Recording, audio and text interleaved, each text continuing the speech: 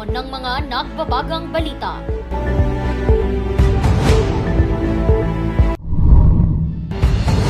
Sasakyang nakarnap sa probinsya ng Benguet natagpuang abandonado. Paglalagay ng bike lane sa ilang kalsada sa Baguio City, Quinestyon. Kaso ng teenage pregnancy sa Cordillera bumaba. Indigenous Peoples Mandatory Representative ng Baguio City nanumpana. At OFWRT sa Estonia, inspirasyon ng Panagbanga Festival sa paggawa ng mga obra.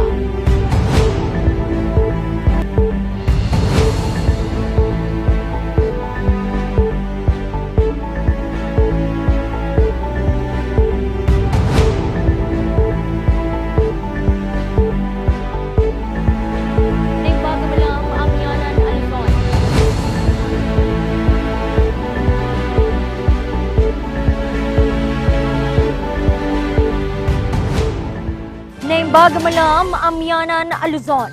Narito na ang mga bago at may init na mga balita. Bumaba na ang kaso ng teenage pregnancy sa Cordillera.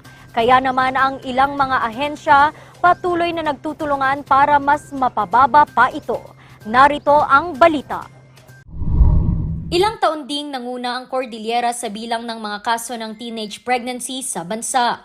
Sa rehiyon, Baguio City ang nangunguna sa mga kaso pagdating sa kategoryang 10 to 19 years old at pati na rin sa 10 to 14 years old. Malaki umano ang dahilan ng pagiging melting pot ng lungsod lalo sa mga estudyante. Pero noong 2021, naging panlima na lamang ang Cordillera. Siyempre bumalik sila sa provinces nila. So bumaba din yung cases ng Baguio City. Yun yung trend na nakita natin. Pero tumaas in ibang areas. But regardless, at least bumaba when we look at it in a national scope, bumaba tayo as compared doon sa ibang region. Kaninang umaga, pumirma sa isang Memorandum of Understanding para sa Youth Development Session ang POPCOM, DSWD, DepEd at PNP ng rehiyon. So hindi siya kinaya ng iisang ahensya, ng iisang pamilya, kundi talagang tulungan ito, both national, regional, CSOs, mga faith-based organizations natin, na gawin natin to at ma-attain natin ito. And we hope to sustain na hindi naaakyat yung ating mga cases ng ating mga teen pregnancies. Marami naman po tayong programs for the sectors po. Meron din po tayo yung sectors for the youth na we have some capability building activities, and sometimes if the other agencies are calling for resource persons on youth development, actually malawak-lawak kasi din yung youth development, pero based on specializations din, natatawag yung aming mga speakers or mga staff natin. Pagpapalakas naman ng guidance counseling ang isusulong ng DepEdCar. Sana magbigay pa sila ng additional guidance counselors or guidance specialists man lang for the improvement or the training of the guidance designates sa schools. Or meron yung programs na yan na pwede pang strengthen natin para at least i-gather sila, then may experiences sila na pwedeng advocate, no? Magiging advocate din nila na talagang yung experience nilang ganon hindi maganda para mga bata matutunan nila na hindi talaga maganda yung ma-experience. Sa ganitong paraan daw mas magiging bukas na magtanong at matuto ang mga bata tungkol sa reproductive health at sa maaaring patunguhan ng kanilang mga desisyon. Ituturo rin sa mga bata ang kanilang mga karapatan na humindi sa mga sitwasyong hindi kaaya-aya. I'm confident that with our efforts and commitment, we will be able to achieve more and continue to build stronger relationships and friendships between and among the people of our community. Bukod sa teenage pregnancy ay tututukan din ang mental health at suicide rate pagdating sa mga kabataan. Randy Guzman para sa Luzon Headlines.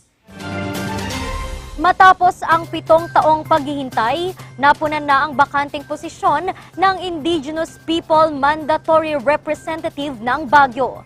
Ano ang kanyang mga tututukan at sino nga ba siya? Kilalanin kay Charles Limon. Nanumpa noong 3 ng Pebrero si Maximo Hilario Edwin Bugnay Jr.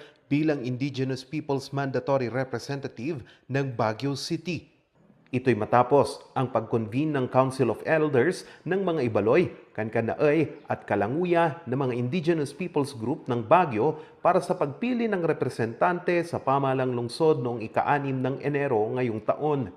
Kapili naman natin is iniisip ko na lang na privilege kasi meron tayong nauna pero yun nga nangyari. Alam naman natin yung mga sumunod na pangyayari for 6 years na wala tayong So ngayon na nandito na tayo parang overwhelmed din tayo. Nagpasalamat naman ito sa suportang natanggap sa kanyang pag-upo. As for me, Ibaloy ang sa akin. Nag-support ang tiga Kankanay and Kalanguya Group.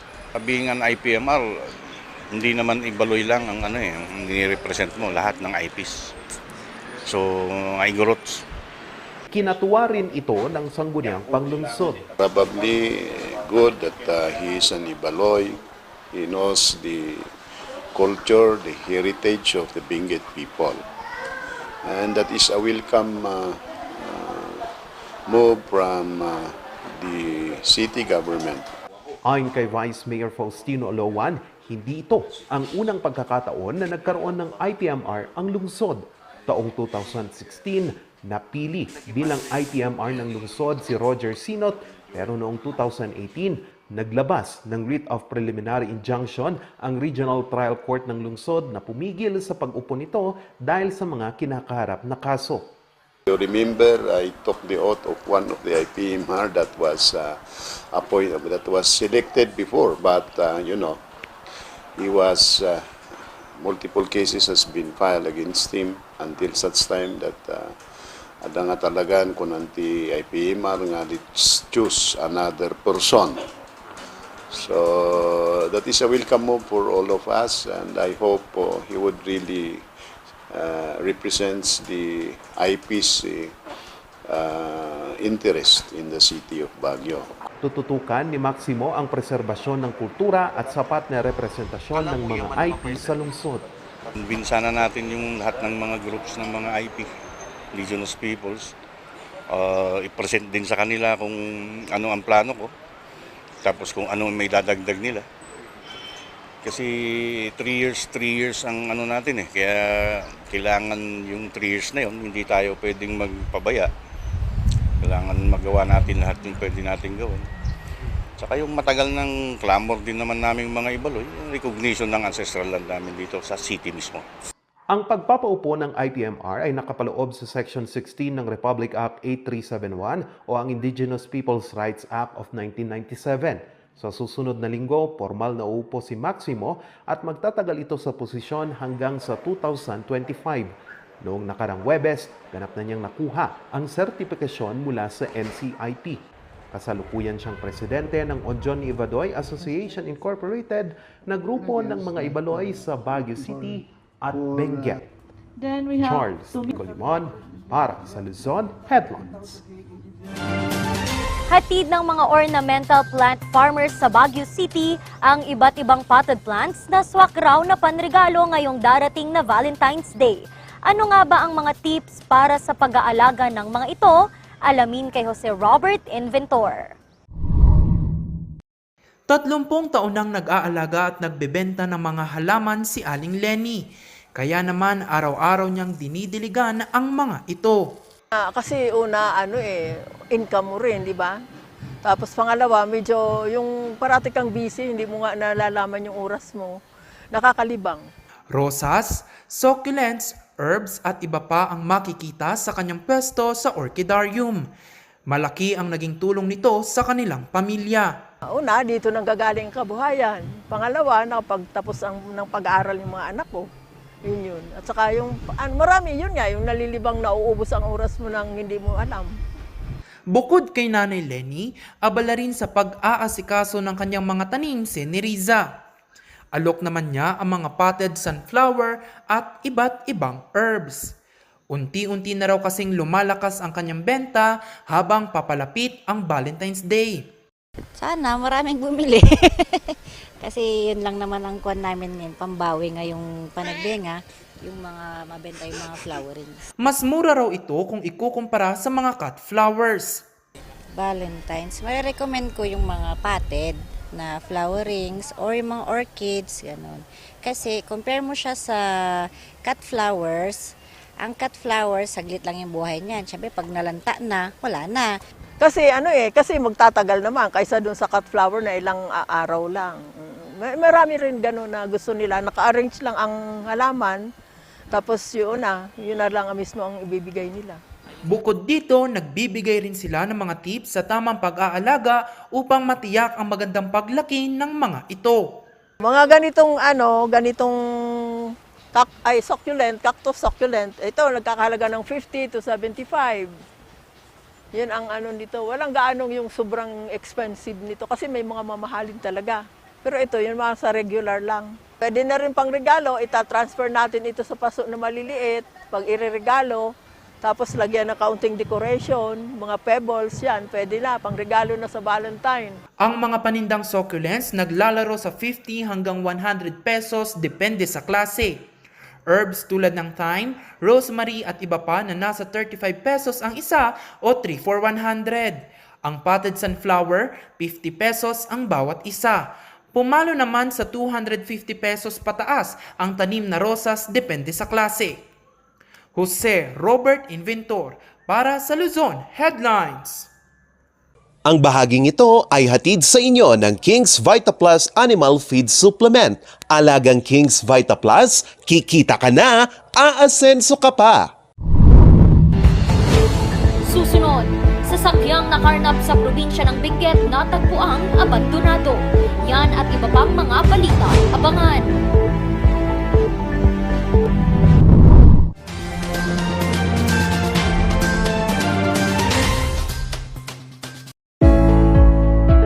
Marami sa mga farmers ang nag-aalaga ng manok. Ayon sa record ng Philippine Statistics Authority nitong taon, mayroong mahigit 700,000 na mga manok ang inaalagaan sa pamamagitan ng backyard farming. Sa ganoong negosyo, malaki ang maitutulong ng King's Vita Plus Animal Feed Supplement. Ang King's Vita Plus Animal Feed Supplement ay puno ng essential vitamins at minerals, calcium, omega-3, D3 at probiotics. Kung kaya't mabilis ang paglaki, ganang kumain, mabigat na timbang. Simple lang ang paggamit. Ihalo ang isang kutsara ng King's Vita Plus Animal Feed Supplement sa isang galong tubig at isang kutsara sa 3 kilo ng feeds at ibigay ito araw-araw sa inaalagang hayop. Sa loob lamang ng 10 araw ng paggamit, makikita mo na ang malaking pagbabago sa inaalagang hayop. Kaya, bisita na sa lahat ng Agrivet stores malapit sa inyong lugar at umpisahan na ang pag-asenso kasama ang King's Vita Plus Animal Feed Supplement. Aprobado ito ng Bureau of Animal Industry na may numero 18099.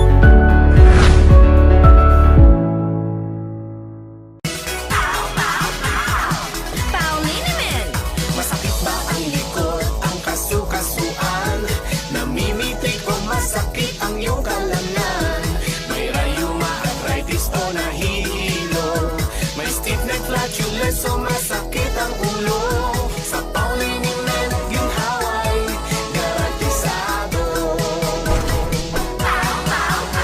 Pauliniment, isang pahid ka lang. Dahil walang out sa Pau! Bulok, maliliit at hindi ba malusog ang inyong mga halaman? Omega Green ang kasagutan. Ihalo lang ang 2 kutsara nito sa isang maliit na container at kaunting tubig. Pagkatapos ay ihalo sa knapsack sprayer at pwede na itong spray sa mga pananim. Meron itong nitrogen, phosphorus, magnesium, copper at zinc na tumutulong sa pagpapaganda at pagpapabilis ng tubo, pagpapanatili ng nutrisyon, mas malagong mga dahon at panlaban sa mga sakit ng mga halaman. Hindi rin ito nakasasama sa kapaligiran. Pwede rin ito sa kahit anong klase ng halaman, mapa highland crops o lowland crops. Omega Green by Encam Agri-Marketing, the ultimate friend of farmers.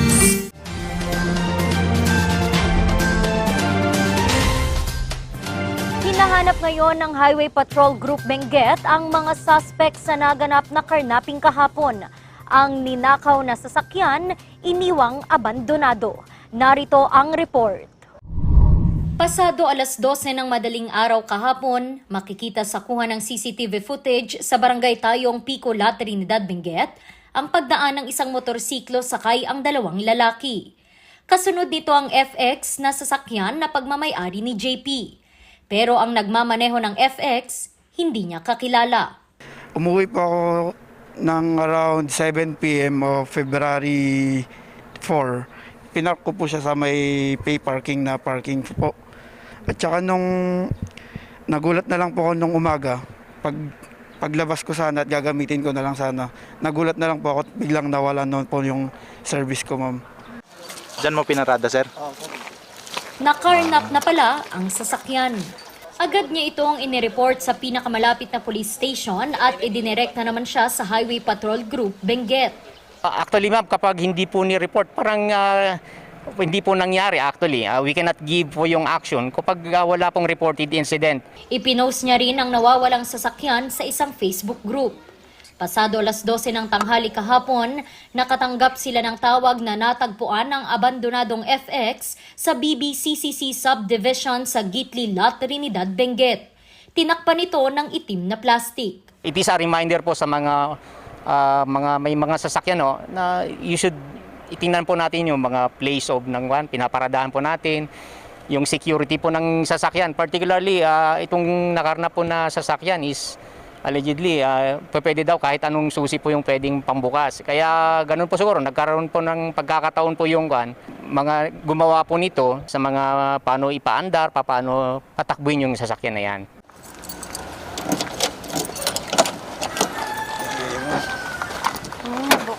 Nang suriin ni JP at ng HPG Benguet, ang FX naubusan ng gasolina. Wala namang ibang ginalaw sa sasakyan maliban sa mga regalong nasa likod nito. Sa datos ng HPG, ito na ang pangalawang kaso ng carnapping sa probinsya ngayong taon. Maliban sa ganitong modus, binabantayan din nila ang modus na pasalo o technical carnapping. Yung mga unpaid motor vehicle po, ibig sabihin po unpaid, hindi pa po nababayaran galing po sa Region 3, 4A and NCR. Inaakyat po dito. Alam naman po kung unpaid motor vehicle pa yan, ibig sabihin may obligasyon pa yan sa bangko o sa mga financial institution to pay that. Magduda na po kayo kapag ang sasakyan ninyo is halos kalahati po yung presyo. Dinala ang FX sa HPG Benguet para sa malalimang investigasyon. Kanila namang dadalhin ng CCTV footage sa Regional Cybercrime Unit para sa enhancing ng tuluyan ng matukoy ang mga suspect sa naturang carnapping. Randy Guzman para sa Luzon Headlines. Kwinestyon naman ng Sangguniang Panglungsod ang paglalagay ng mga bike lanes sa ilang mga kalsada sa Baguio City. Magbabalik sa report, Charles Limon.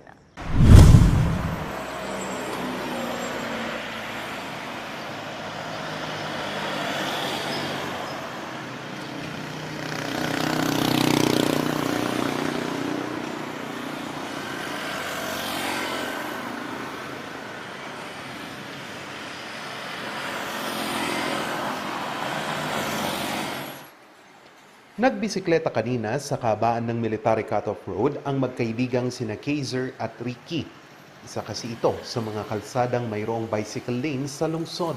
Malaking tulong sana sa kanilang mga ito, pero medyo nalulungkot kasi laging may ganun sa nakaharang sa bike lane.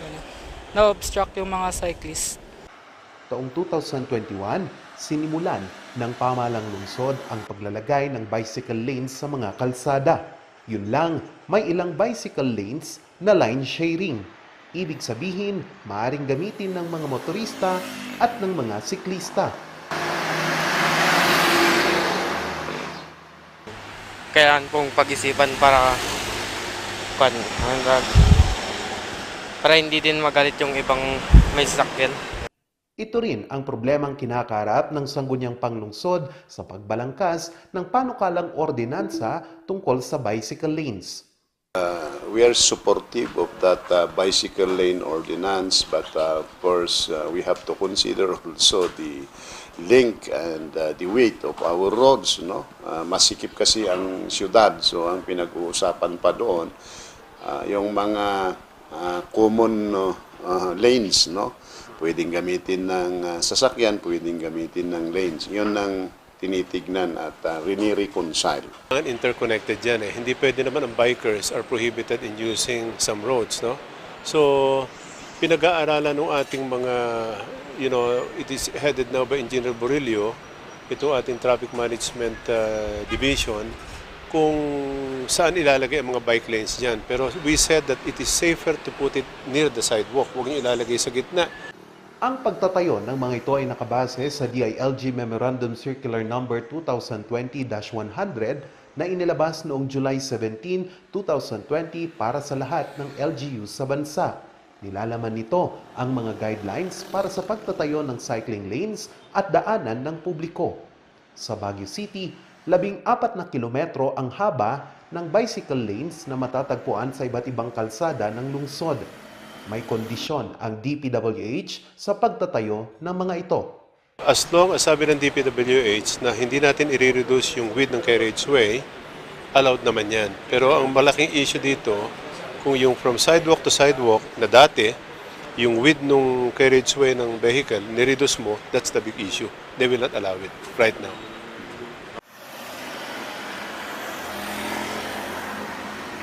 Upang hindi maapektuhan ang lanes ng mga sasakyan, tinitignan ang posibilidad na pagtatanggal ng roadside parkings upang bigyang daan ang paglalatag ng bike lanes. Isinasapinalpa sa ngayon ang panukalang ordinansa. Isa sa mga idadagdag raw dito ang updated guidelines ng DPWH tungkol sa standard design drawings para sa bicycle facilities sa mga national roads sa bansa. Charles Nicolimon para sa Luzon Headlines.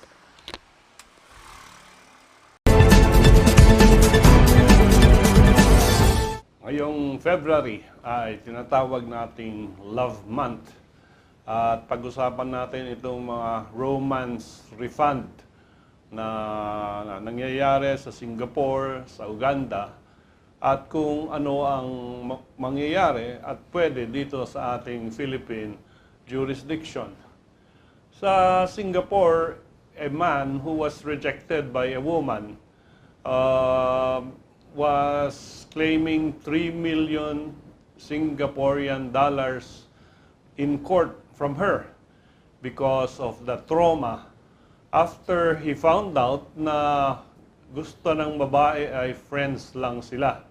In other words, binasted ng babae itong lalaki. Ang ginawa ng lalaki, dinimanda niya.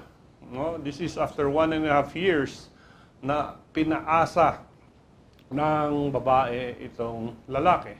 Si Loverboy, na tinatawag na Mr. Tan, na-meet niya itong babae noong 2016. At nagkaligawan. And of course, nagbigay siya ng mga gifts. Nag-treat siya sa restaurant at kung ano-ano ginagawa ng manliligaw. And after 1.5 years, sinabi gusto ng babae, friends lang sila. Ito ay sa Singaporean jurisprudence ay ina-allow. Actually, ang date hearing ng kasong ito ay February 9 or malapit-lapit na sa Huwebes po yan kung dito sa Pilipinas. So ina-allow sa Singapore yung ganyan dahil sa trauma at binasted, ina-allow na idemanda mo yung inyong nililigawan. Doon naman sa Uganda, hindi lang ina-allow, but merong korte sa Uganda na nagpabayad doon sa ex-fiancé ng isang tao na pinabayad yung babae ng $2,800 and I think this would amount to 9,430,100,000 Ugandan dollars. Ito ay nagkarelasyon, naging boyfriend, girlfriend, at nung nag-propose to marry, tinanggap yung pag-marry, pero nung day of the marriage, nag-back out si babae at sinabi niya, I do not want to marry an old man. Dinimanda ng lalaki yung kanyang ex-fiancé or dating fiancé, and again, ito yung nangyari doon sa babaeng nag-dump sa kanyang boyfriend. Ano naman ang pwedeng gawin dito sa Pilipinas? Pag ikaw ba ay nag-promise to marry at hindi mo tinupad, pwede ka bang ihabla ng danyos ng lalaki na pakakasalan mo sana? Doon sa kaso ng Herosissima versus Court of Appeals, sinabi na under Philippine jurisdiction, walang ganyan. A breach of promise to marry is not actionable.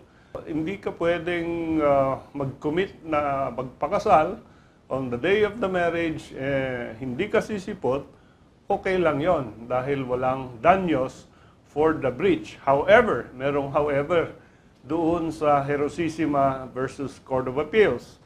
Yung preparation sa marriage ceremony, invitation, caterer, restaurant reservation, hotel reservation, banda, etc.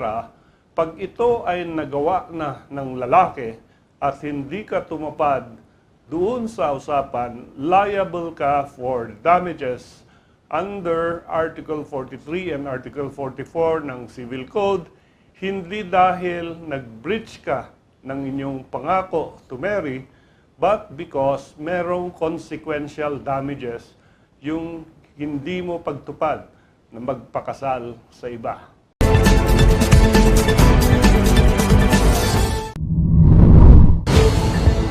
Susunod, OFW artist sa Estonia, inspirasyon ang panagbanga sa paggawa ng mga obra. Kilalanin siya sa pagbabalik ng Luzon Headlines.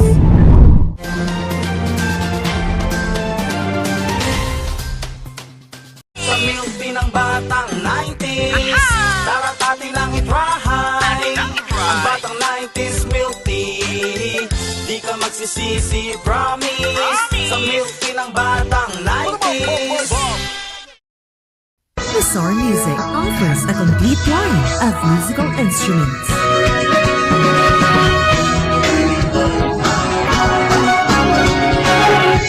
Bizarre Music, Baguio's pioneer in online music and art lessons.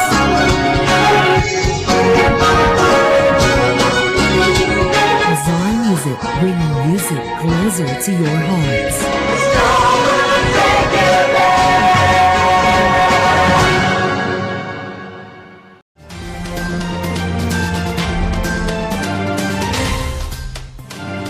Naging inspirasyon ng isang OFW mula sa Baguio City ang Panagbanga Flower Festival para sa kanyang mga obra.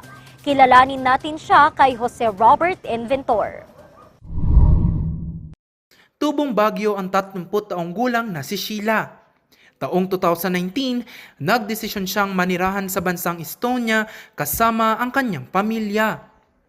Bagamat halos 3 taon na rin ang nakalipas ng ito'y mag-ibang bansa, hindi pa rin ito maiwasang mangulila sa lungsod na kinalakihan. Upang maibsan ang lungkot, idinadaan niya na lamang ito sa pagpipinta. Kanyang iginuguhit, mapa ng Pilipinas na pulo ng namumukadkad na mga bulaklak. Firstly po kasi, inspired po siya ng Flower Festival ng Baguio City since it's my hometown. And I always wanted to create something that will remind us of home no matter where we are po. Kaya I came up with that idea po. Bawat obra ay inaabot ng 3 hanggang 7 araw bago matapos. Ipininta niya ito sa canvas na may laki na 60 by 80 centimeters.